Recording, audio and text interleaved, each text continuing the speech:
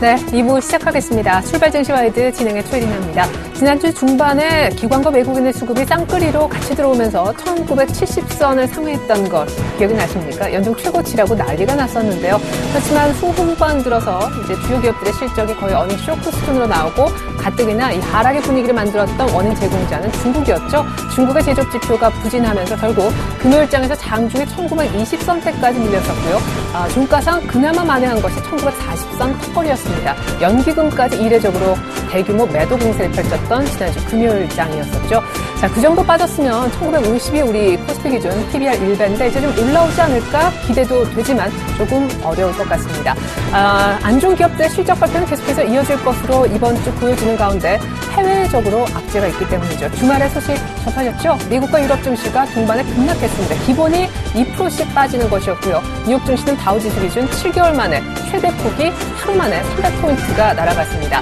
신흥국의 통화가 급락하면서 신흥국 중심으로 글로벌 금융 위기 우려가 다시 재현되지 않을까 걱정인데요. 아르헨티나 통화는 하루 만에 15%나 급락했다고 합니다. 미국이 테이퍼링을 지금 이미 시작했고요. 중국이 성장 둔화 우려를 보이는 가운데 이머징 중심으로 자금이 빨리빨리 빠져나가고 있는 것이 통화 급락으로 나타나고 있는 것입니다. 만약에 우리 설쯤에 듣게 될 1월 FOMC 회의에서 정말 추가 테이퍼링이 이루어진다면 신흥국 통화 가치는 추가로 더 약세를 보일 우려도 충분히 있어 보입니다. 반등이 어려울 것 같네요. 출발 증시 와이드 2부 시작하겠습니다.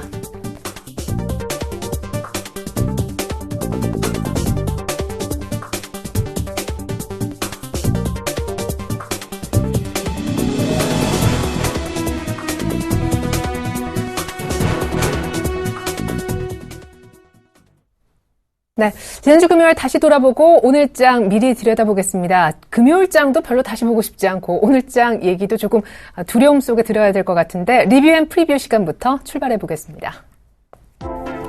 네, 최희순 차장님은요, 외국인들 이틀 연속 큰 폭으로 매도했다. 기댈 곳 없는 코스피 하셨는데 외국인들의 순매도 규모가 점차 줄어드는 듯 했었다가 지난주 목요일 금요일 다시 1000억대로 조금 늘어났었죠. 그 대목을 짚어주셨고요. 정영훈 팀장님 아래 내부는요, 모두 의견이 비슷하십니다. 1940선의 간신히 방어가 이루어졌다. 1940선 지지선을 겨우 지켰다. 중간에 보시면 연기금의 순매도로 하락 마감했다. 연기금이 매물을 출회시키면서 변동성이 컸다.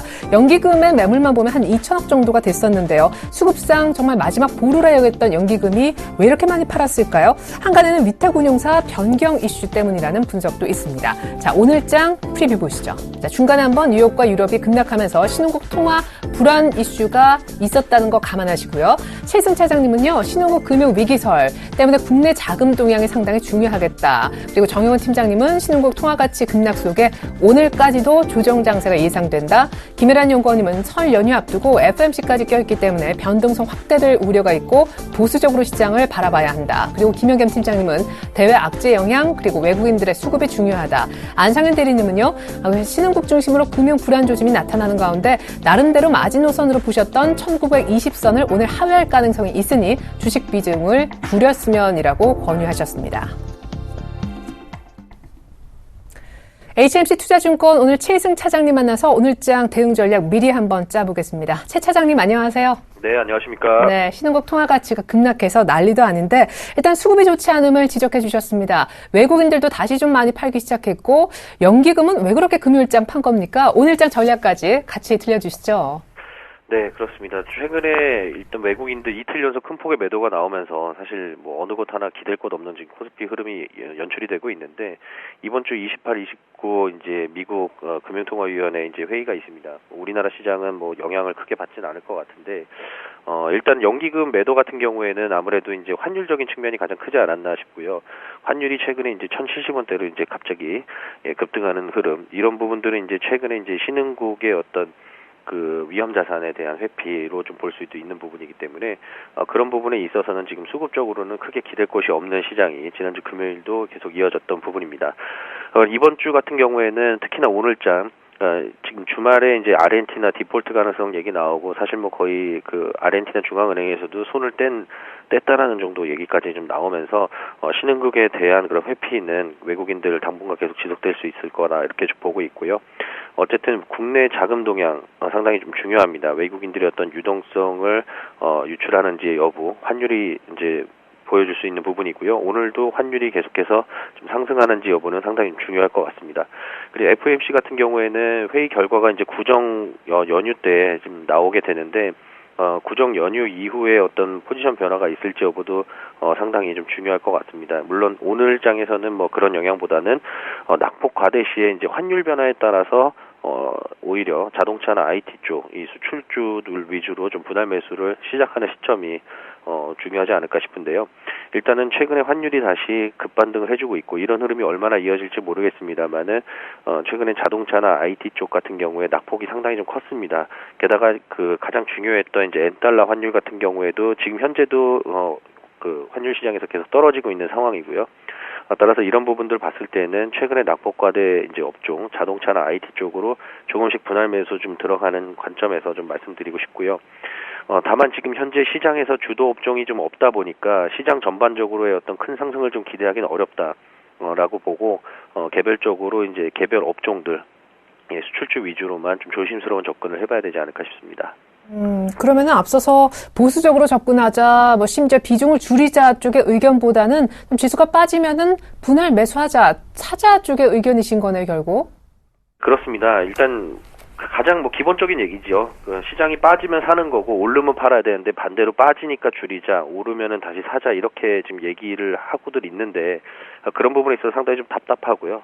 뭐 여기서 더 크게 빠질 수도 있겠지만 지금 현재로서는 충분히 좀 낙폭 과대에 있는 종목들 분할 매수로 이제 접근해 볼 만한 시기가 아닌가 싶고, 일단은 반대로 올라갔을 때 오히려 비중을 줄여야겠죠. 지금 본격적으로 어떤 시장이 대세 상승 혹은 어떤 추세 하락 이런 개념으로 보기보다는 개별적으로 좀 업종별로 좀 접근을 해야 되는 부분이 맞다라고 보고, 사실은 이제 신흥국의 어떤 통화 가치의 하락 이런 부분들은 이제 우리나라 환율과도 상당히 좀 밀접하게 관계가 있는데, 우리나라도 신흥국 아니겠습니까? 그래서 우리나라의 그 통화 자체를 위험 자산으로 이제 분류를 하고 있는데, 우리나라 같은 경우에는 이제 외환 보유고가 이제 3,500억 불 정도 되는 수준이기 때문에 사실 다른 뭐 터키나 지금 얘기 나오는 아르헨티나나 이런 국가들과는 좀 차별화된 어떤 외국인들 포지션이 좀 유지될 것으로 좀 보여지고요. 따라서 환율과 관계돼서 좀 밀접하게 관련이 있는 수출주 위주 자동차나 IT 쪽으로의 조심스러운 이제 분할 매수, 물론 한 방에 좀 비중을 크게 실는다는 개념보다는 조금씩 이제 사실 지금 주식을 뭘 살까 고민하는 분들 상당히 좀 많으실 겁니다. 그래서 그런 부분들에 대한 이제 답변으로 이제 말씀드렸던 부분입니다. 네, 이머징 국가 금융 불안은 아마 국제적 이슈로 그칠 거고, 한국은 조금 상황이 다르다라는 이유로 환율이 좀 오르고 있는데 수출주 위주로 한번 증시가 빠지면 분할 매수해보자, 사보자라는 전략을 주셨습니다. 지금까지 HMC 투자증권 사당 지점에 계시는 최희승 차장님의 의견 들어봤습니다. 잘 들었습니다. 네, 고맙습니다.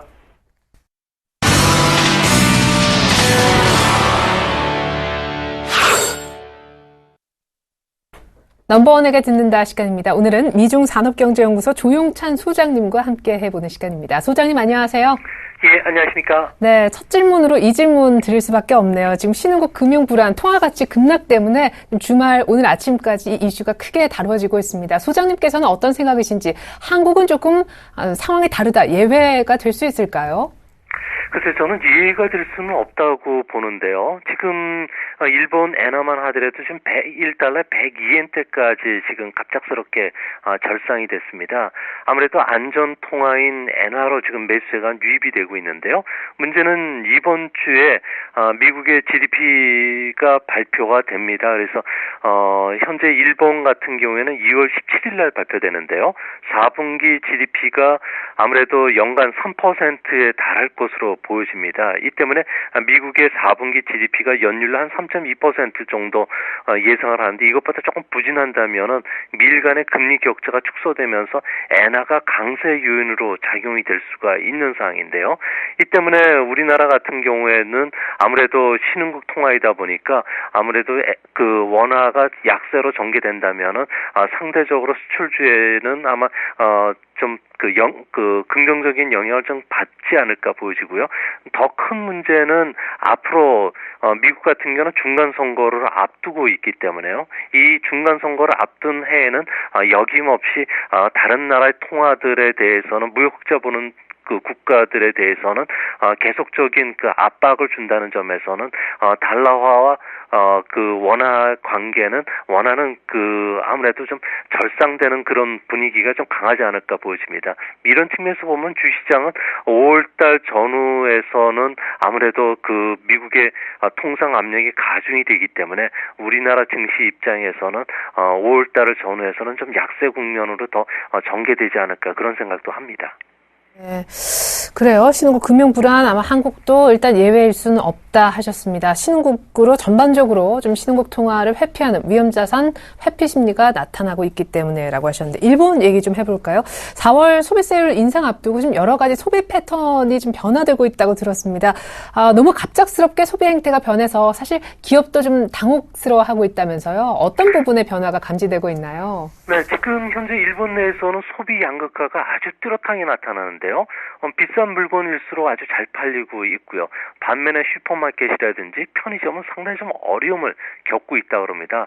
백화점 같은 경우에는 주가 상승으로 부유층들의 그 자산 효과가 아주 뚜렷해지면서 의류 매출이 2년 연속 플러스를 기록했고요.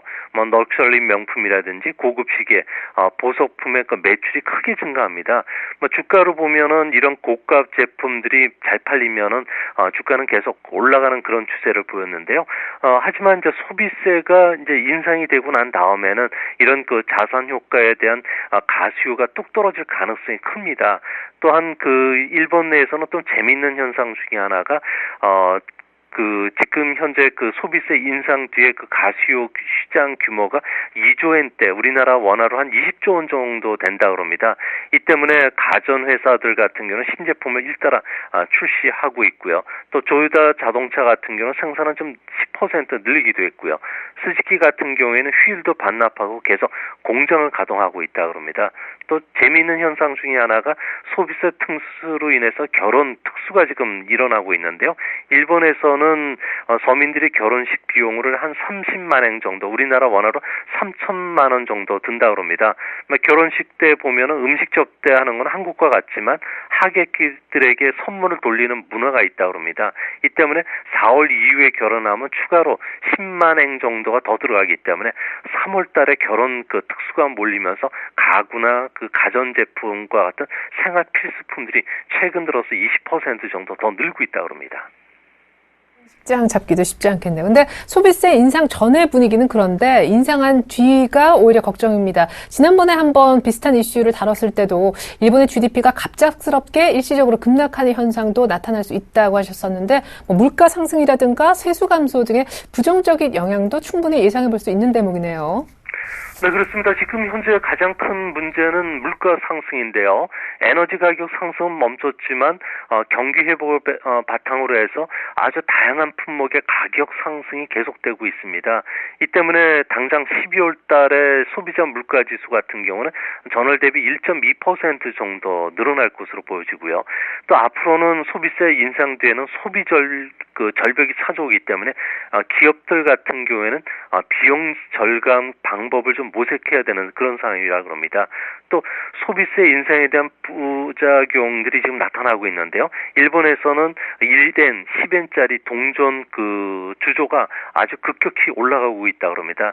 이 같은 현상은 아무래도 전철 요금이 이제 1엔 단위로 바뀌게 되겠고요. 또 자판기 천국 같은 그 일본에서는 음료 자판기의 그 전체 판매가 28%가 팔리는데요. 여기도 10엔짜리 그 동전이 필요하기 때문에 동전 수요들이 많고요. 이것뿐만 아니라 4월부터는 의료 진단 비용도 크게 올라간다고 합니다. 이 때문에 엔 하락으로 인해서 가솔린 가격이 좀 급등하고 있는 상황이기 때문에 아마 소비자들의 씀씀이는 4월 이후는 꼭꼭 얼어붙지 않을까 보여집니다. 네, 살 거나 치료받을 거나 결혼할 거나 다 소비세 인상 이전에 해버리자라는 분위기인데 때문에 소비세 증세 앞두고 다양한 성장 전략이 좀 결정이 돼야 될 것 같습니다. 지난주 금요일부터 일본 정기국회가 개막이 됐는데요. 법인세 인하한다 이런 얘기도 들리더라고요. 네, 지금 현재 일본 내에서는 법인세 인하를 포함하는 내용들이 지금 이야기가 되고 있는데요. 현재 25%이기 때문에 상당히 높은 수준입니다. 이 때문에 정기국회에서 이 안을 논의를 하는데 문제는 세수가 문제라는 거죠. 현재 일본 내에서는 세수 부족 현상이 뚜렷하고 소비세 인상 뒤에도 이런 현상들이 가시화될 가능성이 높다는 점. 특히 이제 아베 총리의 핵심 성장 전략인 국가 전략 특구 쪽도 결정을 해야 되는데요. 아무래도 일본 내에서는 도쿄라든지 오사카, 나고야 세 개 도시를 유력 후보군으로 묶어서 세금 경감뿐만 아니라 고용이라든지 다양한 분야에서 규제를 완화시켜주고 있다고 합니다.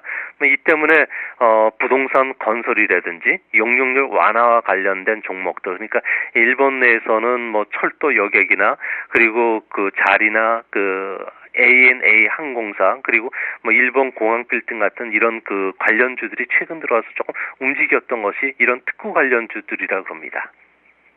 자, 시간관계상 중국 얘기 중에서 제조업 지표가 최근에 부진했던 것만 집중적으로 조금 다뤄 봤으면 좋겠습니다. 사실 춘절 얘기도 좀 하고 싶은데 요즘 걱정스러운 부분에 대한 좀 점검이 더 중요할 것 같아서요. 얼마 전에 HSBC 1월 제조 PMI 예비치가 50을 6개월 만에 하회하면서 좀 글로벌리 파장이 적지 않은 것 같아요. 다시 한번 지난해 상반기처럼 경기 경착륙 우려까지 나오고 있는데 왜 이렇게 갑자기 경기가 위축세로 돌아섰는지요? 아무래도 중국 내에서는 지금 제조업 부분과 관련해서는 지금 상당히 좀 위태로운 상황까지 몰리고 있는데요. 아무래도 중국 기업들 같은 경우에는 공급 과잉되다 보니까 공산품 출하 가격이라든지 구입 가격 지수 같은 경우에는 모두 마이너스 1.4로 나왔습니다. 그러니까 생산할수록 적자지만 시장을 잃으면은 모든 것을 잃는 중국 시장의 특성상 경쟁자를 따돌리기 위해서도 지금 생산을 계속하고 있는데요. 수출 경기도 최근 들어오면 선진국이 좋아지면 중국도 좋아지게 되지만 최근에 위엔화 상승이라든지 비용 상승 압력이 커지고 있고요. 또 수출 품목들도 첨단 제품 같은 경우에는 우리나라를 비롯해서 선진국 문턱을 넘지를 못하고 있기 때문에 이런 현상이 일어나는데요. 당분간 중진국 함정에 좀 빠져들 가능성이 높기 때문에 좀 어려운 국면이 앞으로도 좀 지속이 될 것으로 보여집니다. 네, 중국의 제조업의 위축세가 나타나고 있다. 그러면 산업별로 봤을 때는 특별히 어떤 산업이 조금 더 안 좋아지고 있고 그럼에도 불구하고 괜찮아지는 산업은 중국 내 무엇인지 궁금하고요. 우리나라 입장에서 봤을 때 대중국 수출 비중이 조금 높은 쪽, 그래도 괜찮은 쪽은 어느 쪽입니까? 네, 아무래도 중국은 과잉 생산 업종인 철강이라든지 그리고 그러다 보니까 경기가 하락하니까 전력 업종 같은 경우는 아주 재고 조정이 아주 더디게 진행되고 있고요. 반면에 전략 신흥 산업을 육성한다든지 신흥 도시화 전략을 쓰기 때문에 화학이나 기계, 전자부품 쪽으로는 경기가 좀 좋아지고 있습니다. 이 때문에 우리나라의 대중국 수출의 주력 품목이라고 하는 반도체는 올해도 좋을 것 같고요. 음향기기, 차량용 부품, 핸드폰 부품 같은 경우에도 대중국 수출이 작년에 한 8.5% 증가했는데 이들 품목 같은 경우는 20-30% 이상 수출이 계속 늘어날 것으로 보여집니다. 네, 끝으로 한 질문만 더 드리겠습니다. 이렇게 중국 지표는 안 좋아졌고 미국 FMC에서는 추가 테이퍼링이 사실상 거의 된다는 분위기인데 이를 앞두고 가장 우려스럽게 생각하시는 부분은 어느 부분입니까? 아무래도 중국 쪽에 한머니들 자금들이 지금 이탈할 가능성이 지금 상당히 높은데요. 그중에 지금 중국발 신용 거품 문제로 인해서 중성신탁이 발행하고 공상은행 창구 통해서 모집한 자금들이 현재 초유의 디폴트 위기에 몰렸는데요. 아무래도 중국 정부와 이 디폴트 위기를 막으로 들어가긴 하겠지만 구조적인 신용 불안 문제는 여전하기 때문에 앞으로 중국의 그림자 금융과 관련 신용 불안이 부동산 버블 붕괴 도화선이 될 수 있다는 점은 좀 염두에 두시고 중국을 보실 필요가 있지 않나 생각이 됩니다. 네, 중국의 한머니 자금 이탈이 가장 걱정스럽다라고 하셨습니다. 엔화도 우리 소장님께서 예측하신 거의 그 정도 고점에서 조금 빠지고 있는데 엔화 강세가 다시 얼마만큼 폭으로 진행될지도 향후에 다시 한번 들을 수 있었으면 좋겠습니다. 지금까지 미중산업경제연구소 조용찬 소장님과 함께 해봤습니다. 소장님 감사합니다. 네, 감사합니다.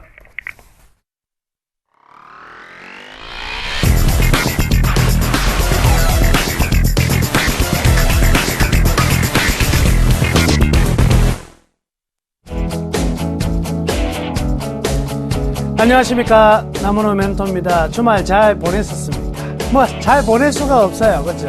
토요일 아침 눈 떠보니까 이거 뭐 이런 일이 다 있나 할 정도로 시장이 많이 떨어졌고요. 우리나라 시장도 어떻게 되나. 주말 같은 경우에도 이 주식 투자하시는 분 참 어찌 보면은요, 이 안타깝습니다. 그죠?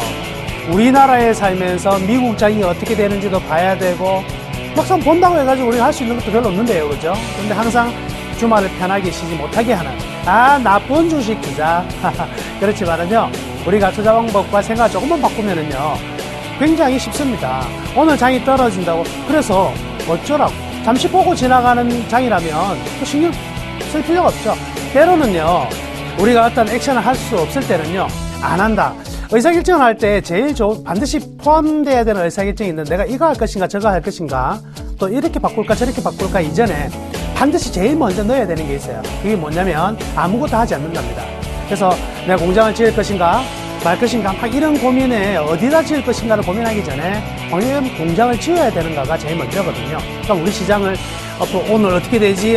떨어지면 큰일인데 이거 하기 전에 내가 할 게 없다면 볼 필요도 없는 부분이죠. 때에 따라서는요, 시장을 어떻게 한번 보면서 아침 보고 오늘 뭐 장 없네 놀러나 가지, 이렇게 편하게 생각하시면서 산에도 한번 갔다 오시고, 이렇게 살아야 되는 지금입니다. 왜냐면 제가 큰 시장이 오기 전에는요, 반드시 심약한 개인들을 떨고 간다 그랬거든요. 그래서 시장은요, 항상 그렇습니다. 맛있는 과자가 있었을 때 맛있는 과자에 개미가 있다. 그럼 여러분들 같은 경우는 어떻게 하시겠어요?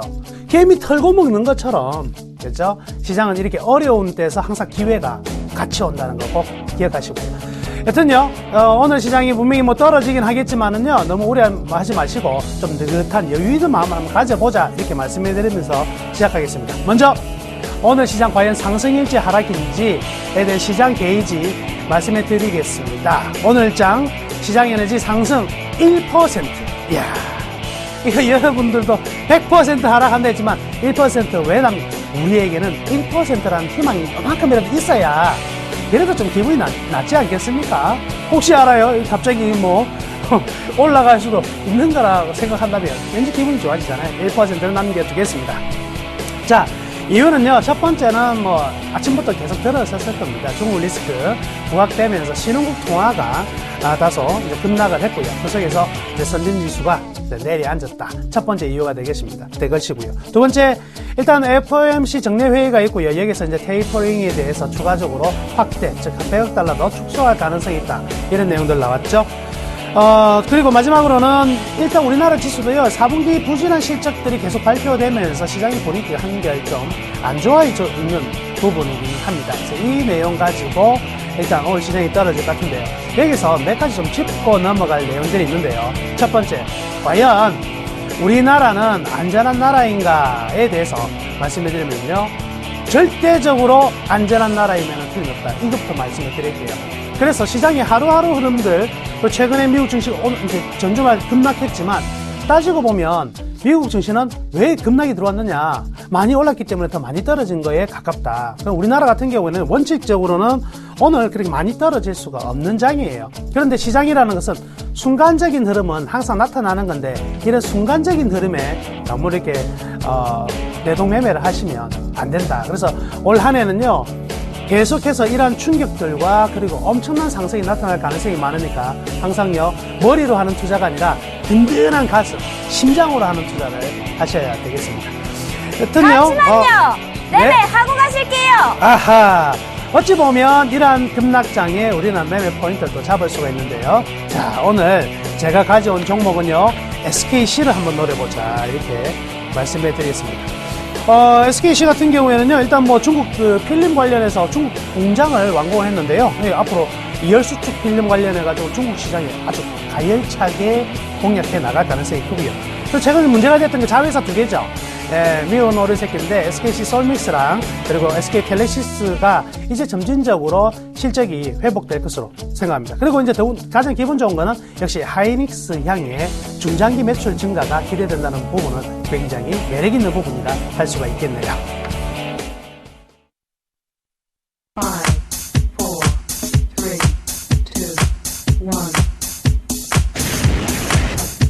4, 3, 2, 1.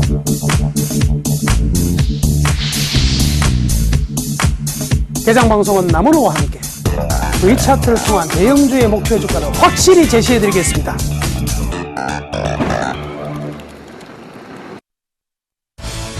자, 9시 드디어 장이 시작되었습니다. 우리 했던 대로 일단 마이너스권 출발이 되고 있다, 이렇게 봐야 되겠는 뜻인데요.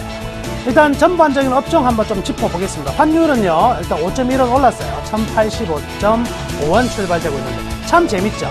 이 환율이 급락해서 문제인데 이제는 외적인 문제가 생기니까 환율이 올라가니까 반대로 또 종목별로는 좋은 흐름들이 나타날 수 있는 상황인데요. 일단 삼성전자 1.3% 하락하면서 129만원 출발하고 있습니다. 그리고 최근 좀 안정적인 흐름을 보였던 LG그룹의 IT 관련주 LG전자 디스플레이 모두 한 2%대고요. 그리고 SK하이닉스도 2.2포인트. 코스피가 나왔네요. 지수가 1905포인트로 34포인트 하락하면서 일단 출발이 되었습니다. 자, 이 지수 먼저 말씀해 드릴게요.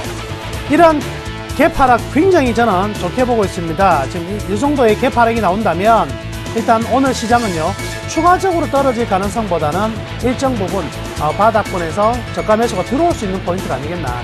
34포인트 이상 빠질 만한 우리 지수는 분명히 아니다. 물론 선물 가지고 외국인들 장난을 칠 수가 있겠지만 이런 것은요, 다 순간적으로 지나가는 부분이니까 다 제외하도록 하겠습니다. 그리고 이거 하나 말씀해 드릴게요. 우리나라 지수가요, PBR 1 이하에서 머물렀던 기간은 5%도 안 되거든요. PBR 1 이하, 즉 올해 12개월 포워드 예측치에 의한 PBR 1 이하는 5%도 되지 않았다. 그러면 지금 오늘 날짜 우리나라 PBR 1이 몇 포인트일까요? 1900포인트다. 따라서 1900포인트를 만약에 하회하게 된다면요, 간단해요. 집 팔고 논 팔고 다 팔아서 주식이 얼마든지 들어가도 된다. 왜? 5%의 확률만 손해볼 수 있는 확률이니까 95%는 60일 안에 반드시 이익 본다. 이 점 꼭 기억하시기를 바라겠습니다. 자, 코스닥 한번 볼까요? 코스닥이 11.92포인트. 거래소보다 충격이 많이 나오는데요. 이거 하나 말씀해 드릴게요. 자, 최근에 이제 코스닥이 많이 올라왔잖아요. 이럴 때는요, 이제 올라간 일정 부분에 대한 부담이 있기 때문에 코스피가 많이 떨어지면 그보다 더 많이 떨어져요. 그런데 올라갈 때는요, 코스피가 많이 올라가는 것보다는 지금부터는 거래소가 더 많이 올라가죠. 그래서 지금 같은 경우에는요, 앞으로 당분간은요, 또 거래소 우위의 시장이 좀 열릴 가능성이 크다, 이렇게 보겠습니다. 자, 이제 LED 관련된 부분들 보고요. 자, 운수 장비 볼게요. 현대차, 기아차. 현대차 22만 3천원인데 재밌습니다, 이거. 지난 금요일 날 현대차 실적 발표되면서 급락했다가 마이너스 4%에서 약보까지 땡겨놨거든요. 오늘 이 흐름 안 깨는 모습입니다. 그리고 최근 연기금들 많이 들어오고 있는 모습을 본다면 자동차 쪽도 그렇게 나빠 보이지는 않는 상황이네요. 자, 아침에 이제 장 시작 전에 제가 말씀해드렸던 SKC 일단 31,000원대에서 움직이는데요. 현 가격이라면 괜찮을 것 같습니다. 일단 시장 충격 같이 받은 상황이니까 종목의 저평가 플러스 시장의 충격, 좋은 매수 타이밍 될 수 있으니까요. SKC 관심 있으신 분들 일정 부분 좀 사보자, 이렇게 말씀을 드릴게요. 그리고요, 지금의 지수 1900 이제 왔는데요. 방금 말씀해 드렸습니다. PBR 1 이하의 시장에서는 단 5%의 확률로 손해보지 않는다. 이렇게 말씀해 드릴게요. 걱정하지 마시고요. 오늘 같은 때는 그냥 느긋하게 한번 시장 한번 그래 죽여봐라, 너네들이 때려봐라, 얼마나 많이 때리는지 한번 보자 하는 든든한 마음을 가지시고 오늘 하루 견뎌내셨으면 좋겠습니다. 자, 감사합니다.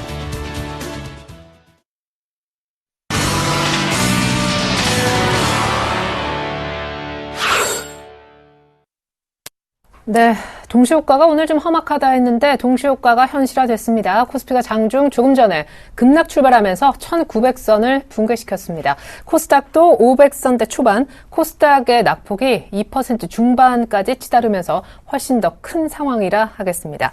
61선 어렵게 넘었는데 코스닥은 다시 61 이평에 와 있어요. 일본도 마찬가지로 어렵습니다. 미국의 양적 완화 축소, 중국의 성장률 둔화가 일단 리스크 회피 심리를 만들어내고 있죠. 엔화는 안전통화입니다. 엔화에 대한 매수세가 늘어나면서 엔화 강세가 만들어지자 니케이가 힘겨워지고 있는 건데 오늘 또 2% 가까이 더 밀립니다. 일본도 역시 개파락한 건 마찬가지 상황. 니케이는 15,091선 정도에서 출발했습니다. 금요일장에서 15,400선 살짝 깼었는데 하루 만에 한 400포인트 정도가 300포인트 이상이 날아간 거죠. 오늘 때마침 지표도 안 좋았습니다. 이거 다 엔화하고 다 연결된 문제라고 볼 수 있겠는데 작년 12월 수출이 나왔습니다. 1년 전 같은 기간보다 15.3% 정도 증가했다는데 예상치는 한 18% 가까이 17.8% 수출이 늘어났으면 했었거든요. 엔화 약세를 등에 업고도 수출이 예상만큼 늘지 못한 것 악재였고요. 지난해 12월 토탈 무역 수지도요. 1조 3천억 엔 정도 적자가 나면서 적자 규모가 역시 수출이 부진했기 때문에 예상치를 초과했다고 합니다. 일본은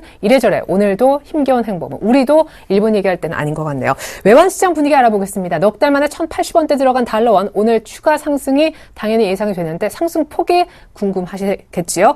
KB 외환선물로 가보겠습니다. 정경팔 팀장님 안녕하세요. 네, 안녕하세요. 네, FMC 회의 앞두고 여기에 달러 매수가 아주 강하게 붙고 있습니다. 1,080원대에서 끝이 났었는데 오늘 추가로 얼마나 더 오릅니까? 앞으로 얼마까지 더 오를 수 있나요? 네, 오늘 서울 외환시장은 지난 금요일 종가 대비 5원 10전이 상승한 1,085원 50전에 개장을 했고요. 이 시간 현재 상승세를 지속하면서 1,087원 70전까지 상승했고요. 이 시간 현재는 1,086원 80전에 거래가 되고 있습니다.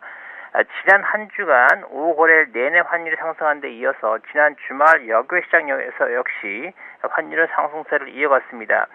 환율의 상승세가 시작되기 직전 1,059원 70전에 마감했던 환율은 어느덧 1,080원대에 안착하는 분위기입니다. 이번 환율의 상승은 달러와 강세 요인과 위험통화 약세 요인이 동시에 작용하면서 상승 속도가 가팔라진 경우라고 볼 수가 있는데요. 달러와 강세 요인은 우리나라 시간으로 이번 주 목요일에 결과가 발표되는 미 연준의 1월 FOMC 회의에서 양적 완화가 100억 달러 추가로 축소될 것이라는 전망에 영향을 미치고 있고요. 위험통화 약세의 경우는 중국 경제 지표의 부진이 그 원인의 중심에 서 있습니다. 중국 경제 지표가 부진함에 따라서 호주 달러와 캐나다 달러 등 대표적인 상품 통화들이 약세를 보이고 있고요. 브라질과 남아프리카 공화국 등 중국의 원자재를 공급하고 있는 나라들의 통화들까지 급락하면서 소위 신흥국 외환 위기설이 제기되고 있는 상황입니다. 이런 분위기에서 원화가 신흥국 통화들과 동반 약세를 보이면서 달러 원이 상승하고 있습니다. 이런 상황에서 달러화를 제외하고 나머지 통화들 가운데 혜택을 보고 있는 것은 엔화와 유럽계 통화들인데요. 엔화는 위험 회피 증가 시에 기존의 엔크로스 매도 포지션이 청산되면서 강세를 보이는 경우가 되겠고요. 유럽계 통화들의 경우 유럽 경제 지표의 호조와 또 유로존의 디플레가 없을 것이라는 드라기 총재의 발언으로 미 달러화 대비 강세를 보이고 있습니다. 유로 달러의 경우 전통적으로 유럽과 미국의 통화 정책을 민감하게 반영하고 있는데요. 이번에 유로 달러의 약세가 제한적으로 나타나고 있는 것을 두고 볼 때 이번 신흥국 통화들의 약세는 미 연준의 테이퍼링 이슈보다는 중국 경제지표 부진에 따른 위험 회피 요인이 더 크게 영향을 미치고 있다고 보겠습니다. 이런 입장에서 볼 때 엔화가 얼마나 더 강세로 갈 것인가 하는 점이 원화를 비롯한 위험 통화들이 얼마나 더 약세로 갈 것인가에 대한 힌트가 될 것으로 보이는데요. 달러 엔이 102.63엔을 하향 돌파하면서부터 60일 이동평균선이 하향 돌파되었고요. 이제는 120일 이동평균선 지나가는 100.48엔까지 추가 하락 가능성이 열려있다고 보겠습니다. 달러 원의 경우는 기술적으로 1,095원까지 추가 상승 가능성이 열려있다고 보는데요. 최소한 미 연준의 FOMC 회의가 열리기 전인 이번 주 수요일까지 N1을 비롯한 N 크로스 매도 포지션의 청산이 지속되면서 달러 원은 상승 압력을 계속 받을 것으로 보고 있습니다. 그럼 만약에 이번 FOMC에서 추가 테이퍼링이 결정이 안 된다면 1,095원 정도를 고점으로 다시 좀 밀릴 수 있는 겁니까? 네, 그렇게 보고 있습니다. 지금 예정대로 단순히 100억 달러 추가 테이퍼링으로만 결론이 날 경우에는 소문에 사고 뉴스에 파는 그러한 외환 시장의 속성에 따라서 1,095원대 그러니까 1,100원까지는 가지 않은 상태에서 차익 실현 매도 물량이 나올 것으로 예상하고 있습니다. 네, 일단 단기적으로 기술적으로 봤을 때 달러원 1,095원까지 내다보셨고 추가 테이퍼링 결정이 없다면 단기 차익 실현 나오면서 일단 그것이 고점이 될 거다 하셨습니다. 지금까지 KB 외환선물 정경팔 팀장님의 환시장 분석 들어봤는데 잘 들었습니다. 네, 감사합니다.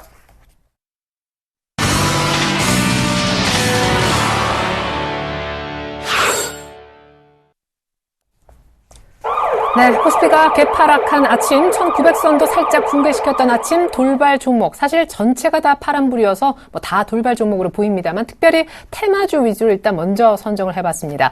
이산가족 상봉이 현실화될 것 같죠? 2월 중에 우리도 조금 호응을 한 그런 상황인데요. 대북 관련주가 상당히 강세를 보이고 있고 그 중심에는 현대상선이 서 있는 것 같습니다. 또 이어서 금강산 관광 재개될 수도 있다는 기대감까지 연결되고 있는 모습입니다. 그리고 AI가요, 이제 올해에 이어서 닭까지도 확산이 됐다고 하죠. 경기도 시와호까지 확실히 의심을 넘어서 확진 판정을 받았다라고 하는데 이 설 직전 오늘 내일이 고비가 될 수 있다고 합니다. AI 테마 계속해서 수그러들지 않고 있습니다. 마지막으로 삼성 SDI 살펴봐야 될 것 같습니다. 금요일 장중에미 실적이 안 좋은 게 확인이 됐었고 낙폭을 약간 줄이는 듯 했었는데 어설프게 줄이고 오늘 시장 분위기와 연동돼서인지 적자 전환 이후 한 번 또 급락을 면치 못하고 있네요. 테마 두 가지 삼성 SDI까지 돌발 종목군으로 먼저 살펴보겠습니다. 압구정으로 가죠. 메리츠 종금증권 압구정 지점에 계시는 김근호 연구원님 안녕하세요. 네, 안녕하십니까. 네, 두 가지 테마 먼저 살펴주시죠. 네, 일단 대북 관련주들은 다시금 좀 오늘 좋은 모습을 좀 보여주는 것 아닌가라는 말씀을 먼저 드리겠는데, 왜 그러냐, 계속적으로 좀 얘기가 많았었죠. 이 이산가족 상봉과 관련된 얘기들, 과연 되느냐 안 되느냐, 사실 한 번 좀 추진을 했다가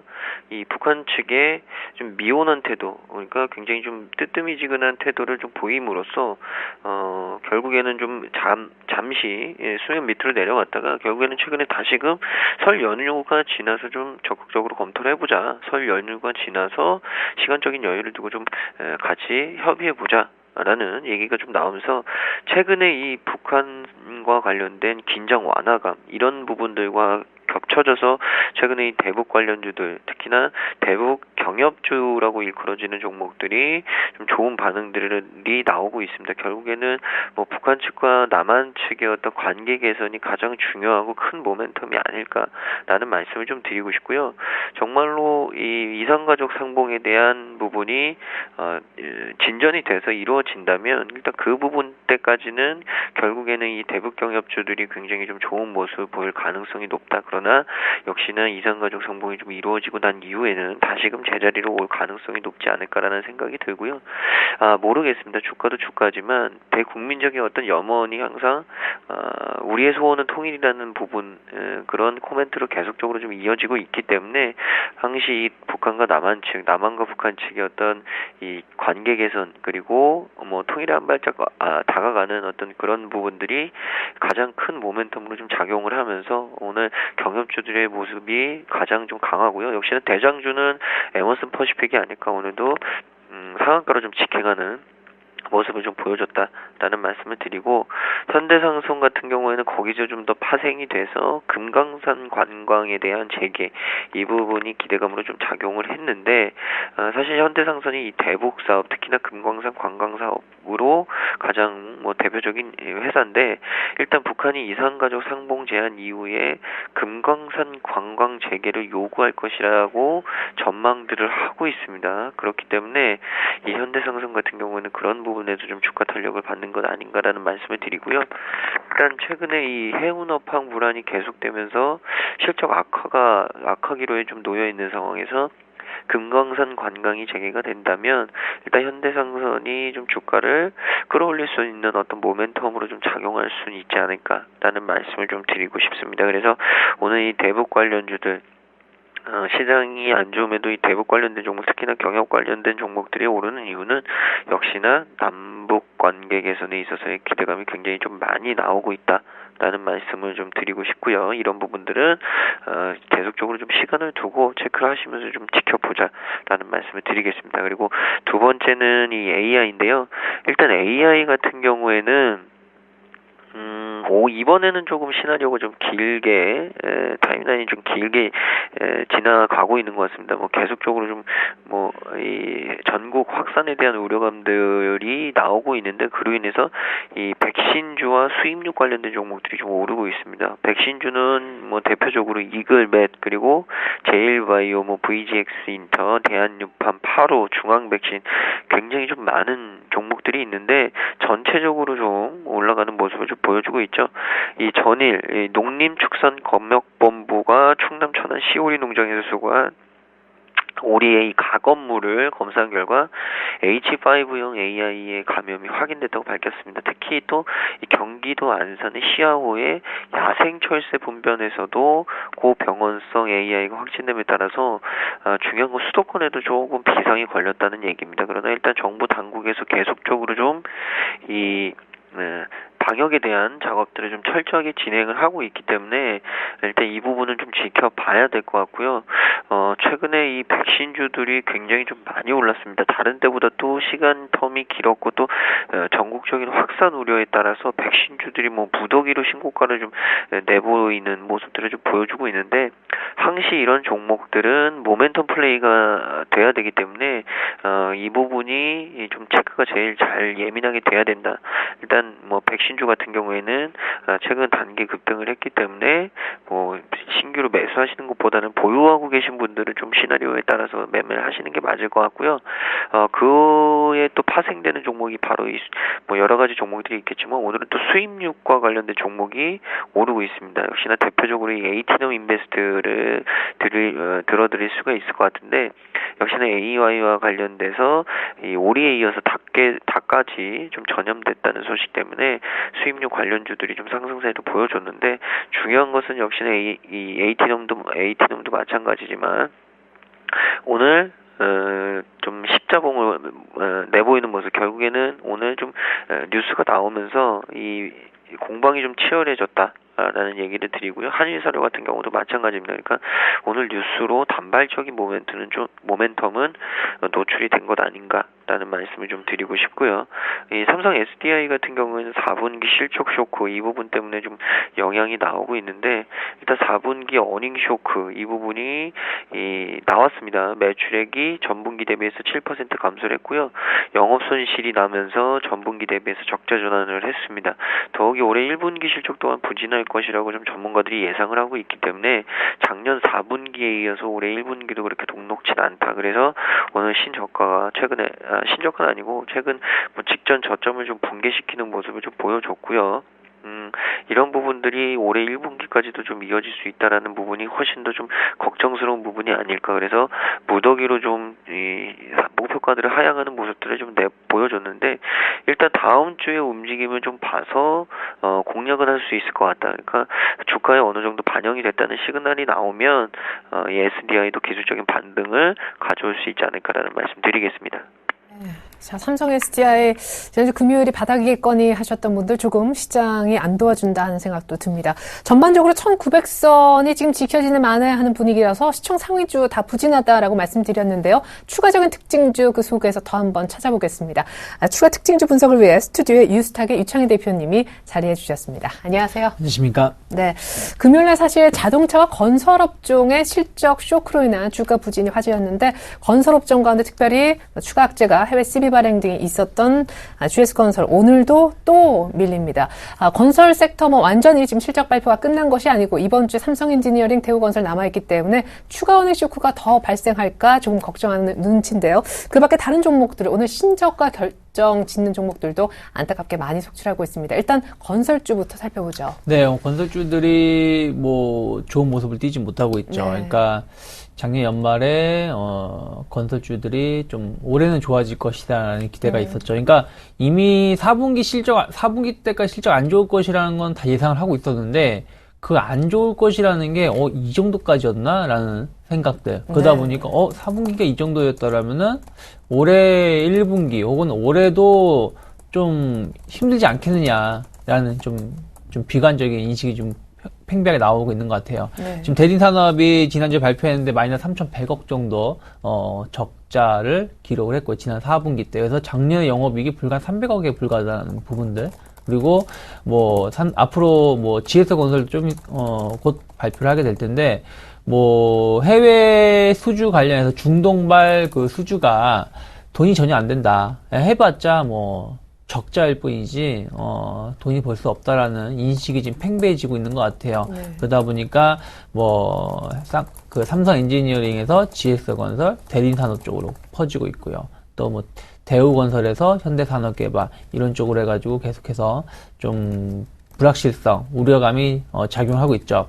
거기에다가 이제 우리가 이제 건설주를 본다라면은 하나의 축이 해외 건설 혹은 또 국내 건설인데, 국내 건설이 이미 한 몇 년 전부터 이제 뭐 어떻게 보면 건설회사 입장에서 버린 자식이 되어버린 상황이 되었다는 것이죠. 무슨 얘기냐면 주택 가격이 상승하지 않다 보니까 신규 주택 판매가 크게 늘어나지 않고 미분양 사태가 발생을 하고 있다 보니까 새로 집을 지을 만한 요인이 없었다는 것이죠. 거기다가 작년부터 주택시장에 대한 약간 훈풍은 불고 있습니다만, 이게 신규 주택을 건설하는 쪽 가는 게 아니라 기존에 미분양됐던 아파트들 혹은 기존에 뭐 다가구를 보유하고 있었던 주택자들한테 이게 좀 판매가 거래가 좀 트일 수 있도록 하는 정책에 불과한, 미봉책이 좀 불과했던 부분들이 있었기 때문에 해외 건설도 안 되고 국내 건설도 안 되다 보니까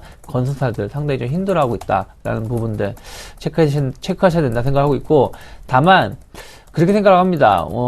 이제부터 우리가 체크해야 될 부분들이, 아까도 말씀드렸다시피 4분기 실적이 생각했던 것보다 안 좋네? 그럼 이게 계속해서 힘들어질 것이라는 전망들이 어떻게 좀 반대로 그래 1분기 때까지는 안 좋을지언정 2분기부터는 좋아지겠지. 지금 무슨 얘기냐면 주식시장에서 제일 큰 호재는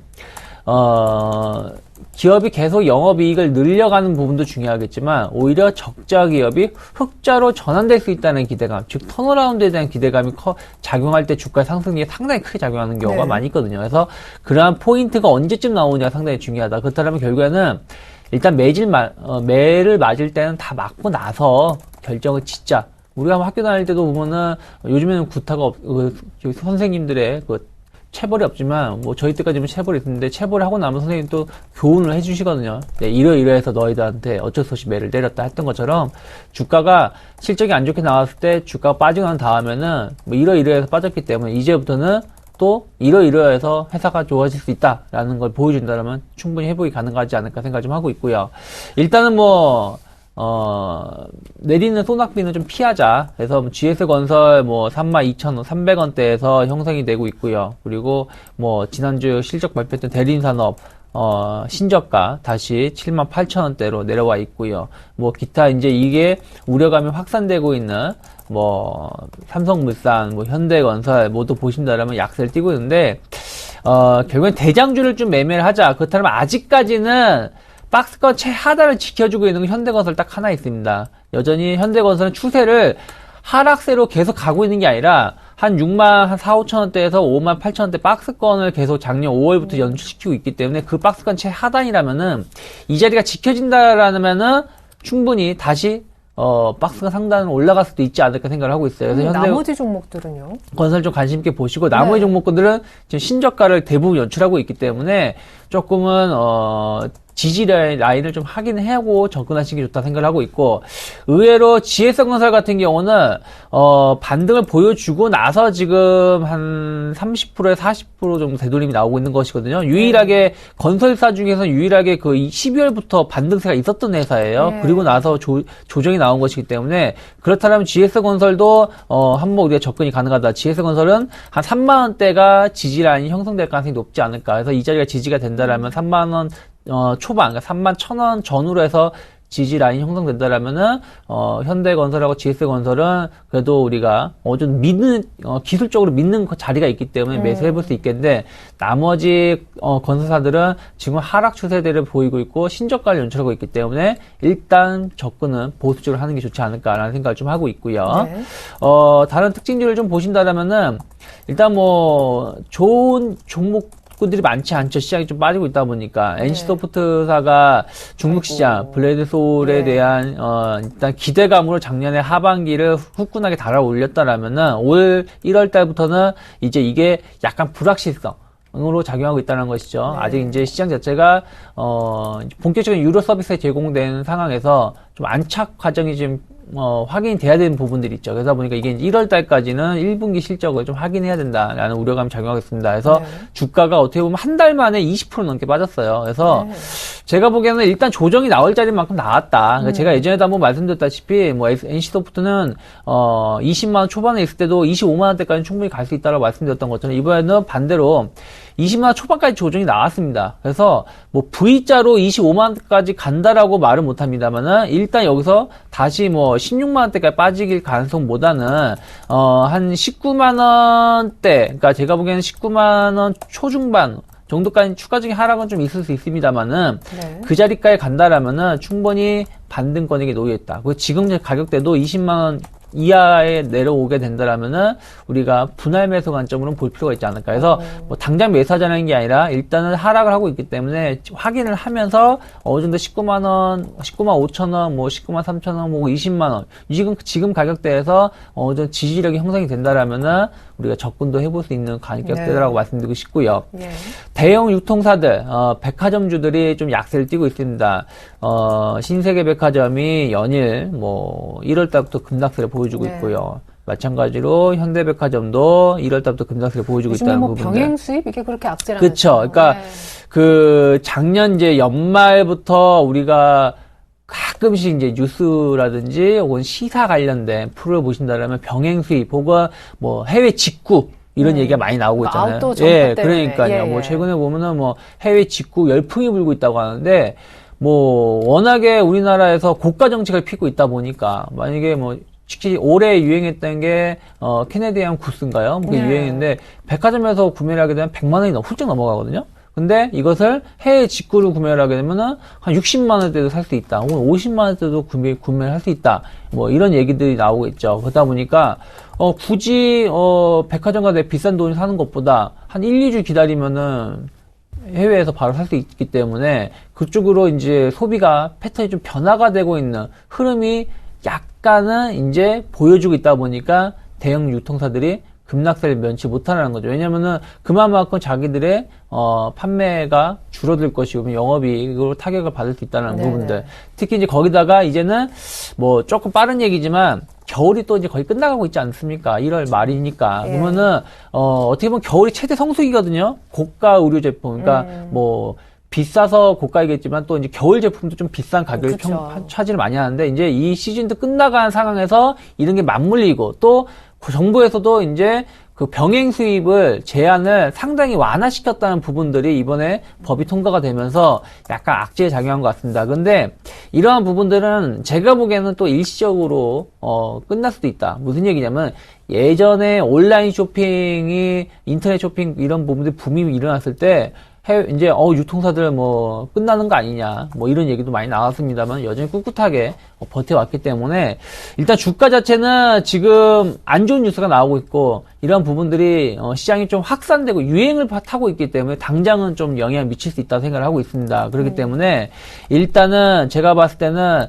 당분간 좀 피해 가야 된다. 그래서 현대백화점하고 신세계는 좀 조심하시는 게 좋다 생각을 하고 있고 네. 그래도 우리가 보면은 롯데쇼핑 같은 경우는 그래도 조금 선방을 하고 있거든요. 네. 주가 자체는 물론 많이 빠졌습니다만 근데 선방했던 이유 중에 하나는 롯데쇼핑은 약간 면세점에 대한 부분도 있기 때문에 만약에 앞으로 우리가 백화점 대형 유통사들 접근하신다면 일단 롯데쇼핑을 좀 주가가 어느 정도 바닥이 형성되는지 확인하면서 접근하시고 나머지는 좀 개별적으로 접근하는 게 좋지 않을까 생각을 좀 하고 있고요. 네.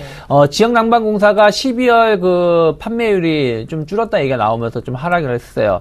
올 겨울이 생각했던 것만큼은 춥지 않았다는 부분들. 그러니까 작년에 워낙에 추웠기 때문에 올해, 맞아요. 그러니까 올해도 이번 겨울에도 좀 추울 것이라는 얘기가 좀 많이 나왔었죠. 근데 의외로 많이 춥진 않았어요. 눈도 엄청나게 많이 오진 않았다는 거죠. 네. 그래서 그런 부분들에 인해서 12월 판매량이 좀 줄었다. 그리고 12월 때 의외로 따뜻했어요. 1월 달이 좀 추웠지 12월 달은 따뜻했기 때문에 그런 부분들이 영향을 미쳤기 때문에 주가가 좀 하락세를 보여주고 있고요.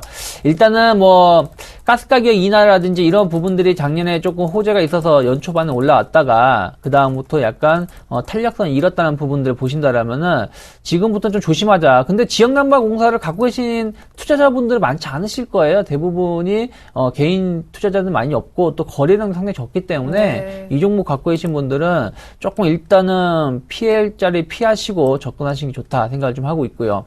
끝으로 오늘 이제 테라리소스가 좀 드디어, 상장 폐지 결정이 났죠. 뭐 자원 개발 뭐 얘기 한참 많았었죠. 그런 부분들이 이제 다 이제 하나의 그 과거 얘기가 됐고, 특히 이제 작년에도 적자 났음에도 불구하고 적자 난 상황에서 러시아 쪽으로 517억 정도 그 판매 얘기가 나왔습니다만 이게 전혀 어떤 얘기가 없다 보니까 상장 폐지 결정이 났고, 뭐 자원 개발에서는 뭐 노력한다 얘기가 나오고 있는데 하나의 그냥 그 테마로 끝나는 부분들이 좀 아쉽다라는 부분들. 그래서 갖고 계신 분들은 뭐 희망은 없다 생각을 하고 있어요. 그래서 정리 매매를 하시면서 마무리 지으셔야 되지 않을까 생각을 좀 하고 있습니다. 네, 예당 엔터하고 맞물렸던 테라리소스도 결국 상장 폐지 수순을 밟고 있네요.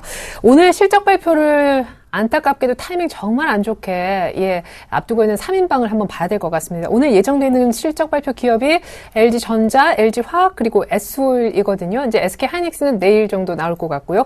이 3인방 한번 미리 점검을 좀 받아봐야겠습니다. 그리고 금요일 날 실적 발표 이후에 실적 전망치가 암울하면서 급락했던 종목 있죠? LG생활건강. 오늘도 반등이 안 나오고 있거든요. 같이 좀 짚어보겠습니다.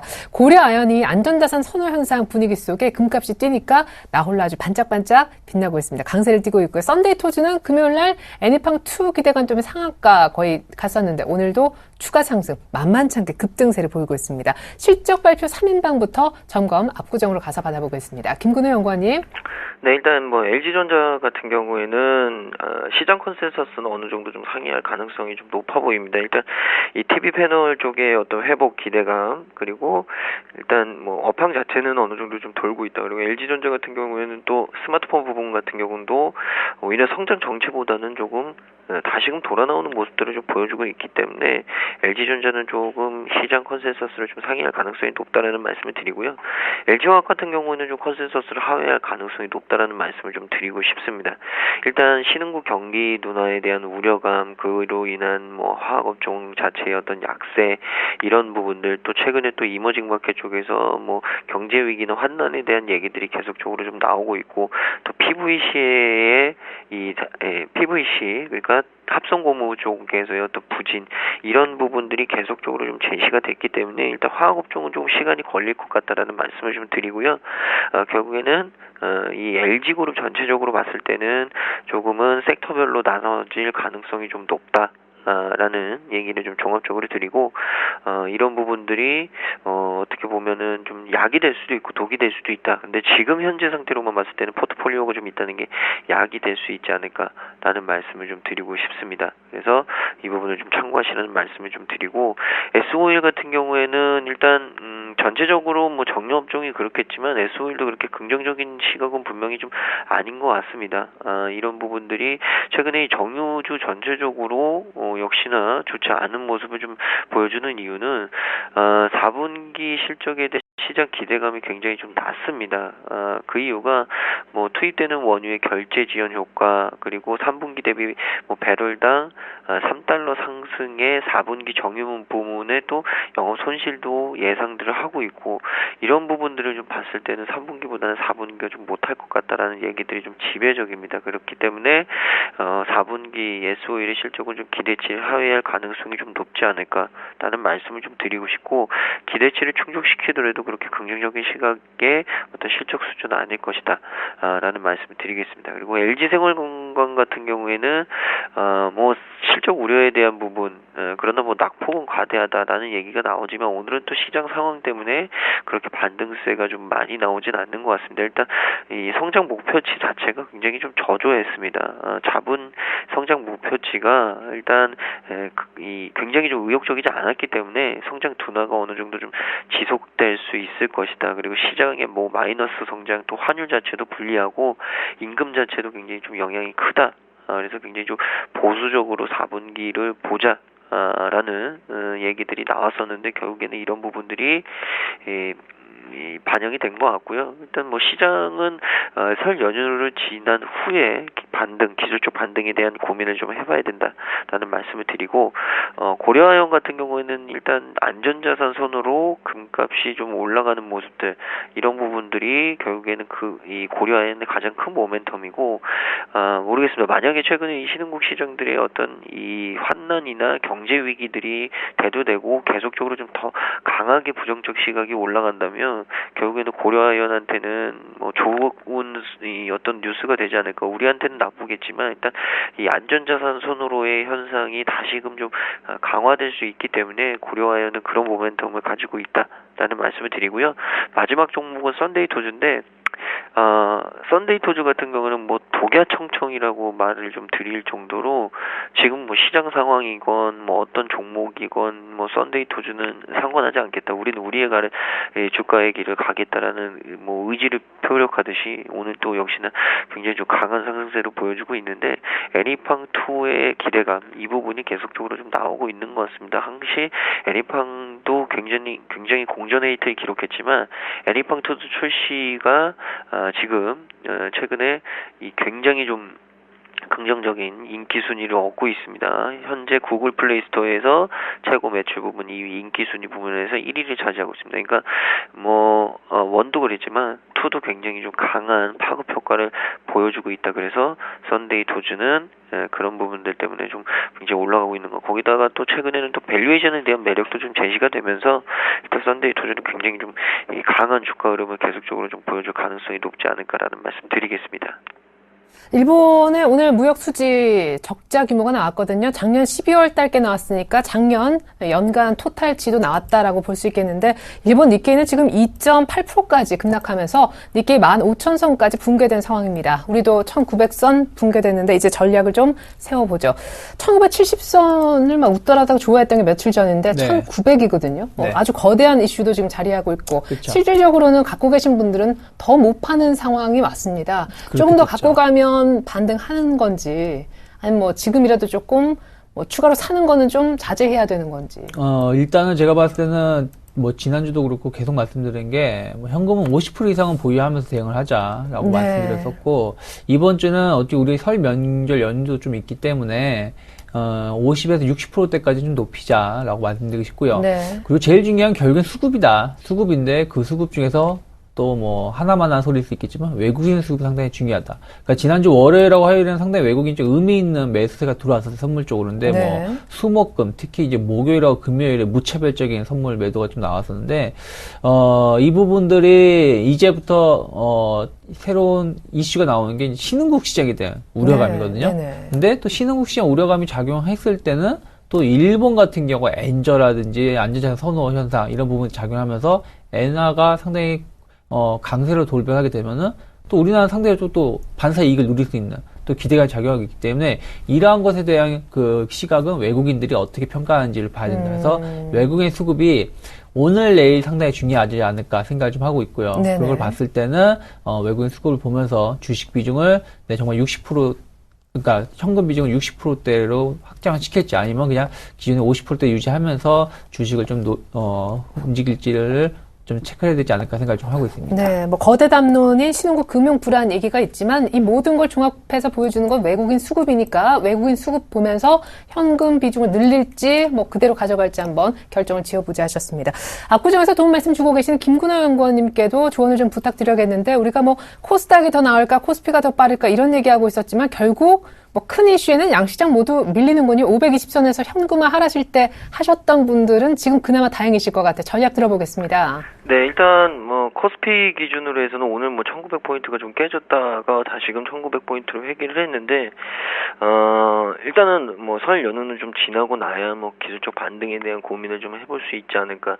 일단 뭐 신흥국 시장에 대한 이 이슈들이 최근에 나왔는데, 그 부분은 이슈인 것 같고요. 조정이 좀 나와야 될 때 있는데 그 뉴스들을 좀 빌미 삼아서 조금 매도가 좀 나오지 않았나. 오늘도 뭐 외국인이 굉장히 좀 팔고 있는데 일단은 뭐 설 연휴를 좀 지나서 이 방향성을 좀 체크를 해야 될 것 같고요. 기술적 반등은 나올 수 있을 것 같습니다. 근데 과연 기술적 반등에서 추세 전환으로 다시금 돌아갈 수 있느냐, 아니면 기술적 반등이 우리가 원하는 수준만큼의 코스피에서 좀 나올 수 있느냐, 이 부분은 조금 더 지켜봐야 될 것 같고요.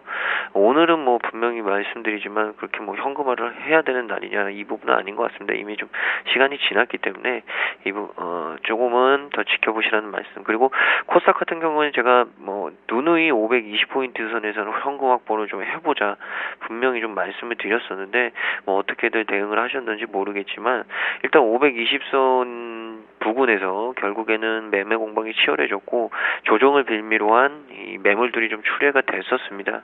결국에는 다시금 조정을 받았는데 그렇다면 과연 오늘 좀 많이 빠졌을 때 좀 집행을 해야 되느냐, 이 부분은 일단은 오늘 기준으로는 코스닥 기준은 그래도 좀 사볼만 하지 않을까, 이런 생각을 좀 가지고 있습니다. 그렇기 때문에 중소형주에서 너무 많이 올라서 좀 못 담았던 종목들은 눈에 좀 담아두시라는 말씀을 좀 드리고 싶고요. 그렇다면은 어떤 업종을 사야 되느냐, 저는 최근에는 일단 IT 부품 업종이 가장 그래도 좀 안정적이지 않냐. 왜냐면은 이 조정도 먼저 받았고 이 어떤 오름폭도 다른 업종에 비해서 그렇게 많이 오르지 않았기 때문에 지금 상태에서는 오히려 IT 부품주들이 조금은 어떻게 보면 좀 편안하게 매매할 수 있는 종목이 아닐까라는 말씀을 좀 드리고 싶습니다. 네, 승승장구하다가 오늘 2% 넘게 미끄러지고 있는 코스닥. 특별히 오늘 같은 날 IT 부품주 한번 잘 골라서 사보면 어떨까라는 전략까지 나왔습니다. 지금까지 유스탁의 유창희 대표님, 메리츠 종금증권 압구정 지점 김근혜 연구원님의 도움 말씀 들어봤습니다. 수고 많으셨습니다. 네, 감사합니다.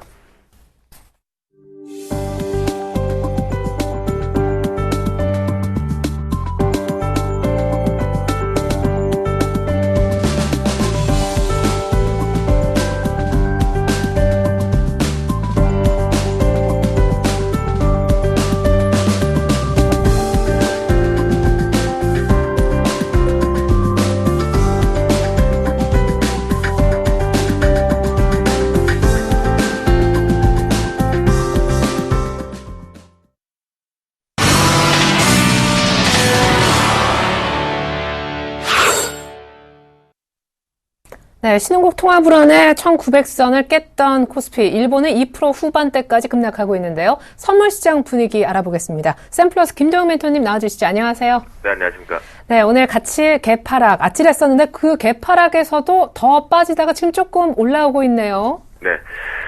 글쎄요, 앞에서도 잘 설명들을 해주신 것 같아서요. 뭐 더 추가적으로 좀 하나만 말씀을 좀 드리면, 현재 우리나라 실적 자체가 이제 우리나라는 스타트되는 관점이겠죠.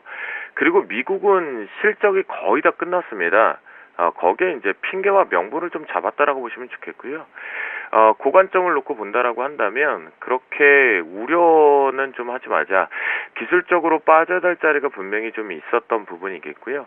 수급적인 부분에 우리가 거래대금과 거래량의 조정포, 그리고 이제 구정이라는 대명절이 우리나라의 입장에서는 있는 상황이기 때문에 현재 기준점에서 막판부에 저는 오히려 오늘은 공포 매수를 계속 잡아둬야 된다라고 말씀을 좀 드리겠는데요.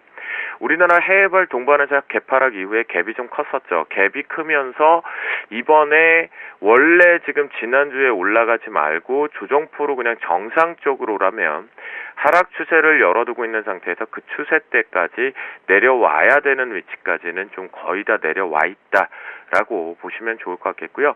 이제 오늘 기로점에서 하나를 잡아야 될 것은 10시 반 쪽에 상해 쪽의 결론이 어떻게 뜰 것이냐. 뭐 지금 봐서는 뭐 거의 그냥 하락 쪽으로 나올 것으로 지금 판단이 되시겠죠. 자, 그때의 추세를 어떻게 만들어낼 것이냐인데요. 이미 금요일날 오후장의 시장은 어떠한 것을 하나 만들어 놓겠다라는 것을 고스란히 지금 보여주고 있는 상태겠고요.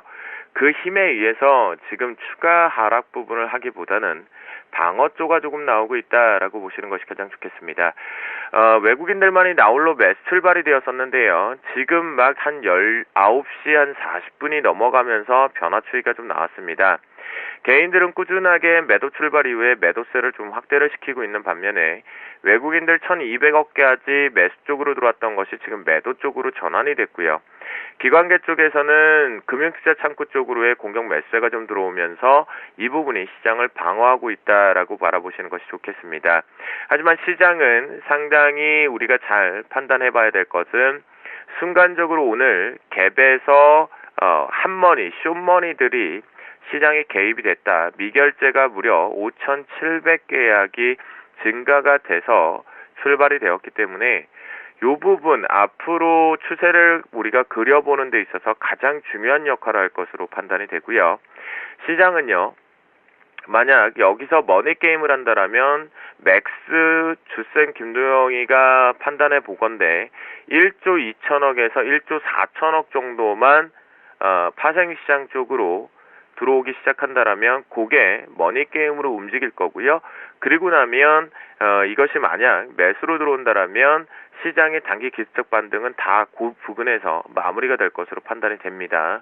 그래서 멀리 내다보는 건 어려우시겠지만요. 지금 현재 기준점으로 놓고 봤을 때는 일단은 저가 매수가 저는 계속 공포 매수 대신 여러분들께서 혼자 트레이딩을 하실 때 어렵다라고 한다면 아랫꼬리 부분에서 매수를 잡는데 손절 라인을 타이트하게 잡고 대응하신다라면 좀 괜찮을 것으로 판단이 됩니다.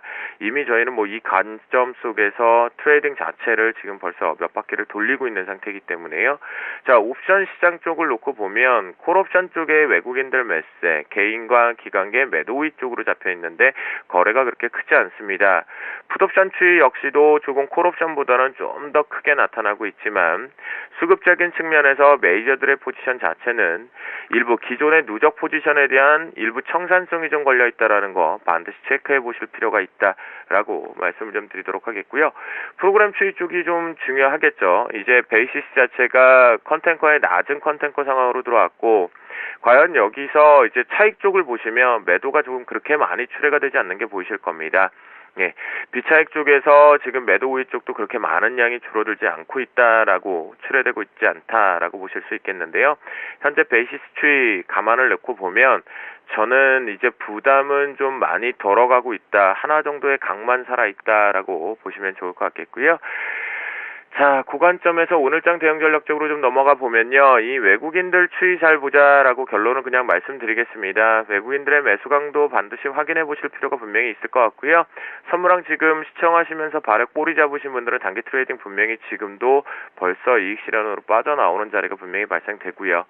자, 오늘 같은 경우는 갈팡질팡 내가 좀 방망이를 길게 잡을까 짧게 잡을까 보면 캔들들의 모양들이 지금 차트상으로 보면 윗꼬리와 아랫꼬리가 상당히 무수하게 많이 발생되고 있다는 것을 보이실 겁니다. 그렇기 때문에 짧게 승부수를 보시는 것이 가장 좋겠다라고 말씀을 좀 드리도록 하겠고요. 반복한 트레이딩, 그러니까 매매가 현재 매수로만 보면서 짧게 끊어내고 다시 눌린 매수 이런 쪽으로 저는 좀 보고 싶다라고 말씀을 좀 드리겠고요. 황금 라인을 기점으로 반드시 곧 트레이딩을 하도록 하겠습니다. 오늘 같은 경우에는 여러분들께서 조금 지난 주 후반부에 제가 말씀드렸던 리딩 내용들이 좀 많이 헷갈렸었던 것 같은데요. 지난번 수요일날 공개 방송에서의 선물 트레이딩 그리고 거기서 개별 종목군들을 드리면서 개별 종목이 거의 목표가를 근접해서 찍고 올라갔습니다. 현 선물을 동반해서 이렇게 수급적인 측면을 놓고 봐야지만 우리가 가미될 수에서 트레이딩 관점으로 자산을 늘릴 수 있다는 기점이니까요. 248.60을 이탈하지 않는다라면 눌린 매수 쪽으로 해서 스위칭해서 수익 챙겨보자라고 말씀드리도록 하겠습니다. 네, 지금 조금 전에 외국인 선물 매도로 돌아섰는데 매도 쪽으로 강화할 가능성도 충분히 있는 겁니까? 가능성은 있다라고 말씀을 좀 드리겠는데요. 현재 우리나라에 들어와 있는 외국인들 같은 경우는요. 관망세입니다. 한만이 아직 안 들어와 있고요. 지금 우리나라 파생시장 흔들어대고 있는 주도주체는 기관입니다. 그것만 확인해 주시면 좋을 것 같겠습니다. 오늘 오전장 황금라인 248.60이라고 말씀해 주셨습니다. 주쌤 감사합니다. 네, 감사합니다. 네, 지금 인터넷 포털의 검색어 1위가요. 이탈리아 아르헨티나 위기설이고요. 5위가 신흥국입니다. 종합해보면 아르헨티나로 촉발된 신흥국 금융 위기설이 시장의 핫 이슈인데요. 코스피, 코스닥, 일본 증시까지 뉴욕과 유럽 증시와 마찬가지로 2% 안팎으로 급락하고 있습니다. 이 모든 이슈를 잠재우거나 혹은 증폭시킬 수 있는 건 1월 FOMC 회의, 그리고 모든 걸 한꺼번에 보여주는 것은 외국인 수급이겠죠. 있고요. 관망하시면서 현금 비중 조절 신경 바짝 쓰셔야 될 것 같습니다. 출발 진시와이드 마칠게요. 고맙습니다.